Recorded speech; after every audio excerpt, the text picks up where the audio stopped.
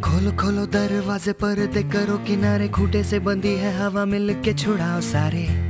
वादी में बर्फबारी होते ही खेल कूद की सरगर्मियां थम सी जाती हैं।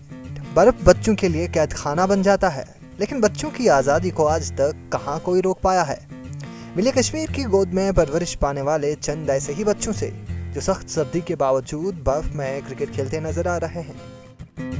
तू धूप है झम से बिखर, तू है नदी ओ बेखबर।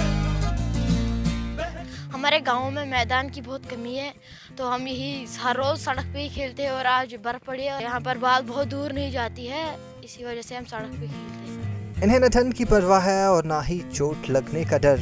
इनका बस मौज मेहमान और ऐसे ही कट रहा है इनका बचपन। हमको बहुत चाहत है, जज्बा है खेलने का।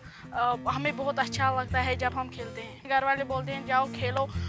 यहाँ पर ग्राउंड तो नहीं है, इसलिए हम बर्फ पर खेलते हैं। इसमें चोट वोट लगने का खतरा नहीं है और बहुत आसानी से हम खेल सकते हैं। इन शरारती बच्चों ने सड़क को मैदान और चंद लाठियों को स्तंभ बना रखा है।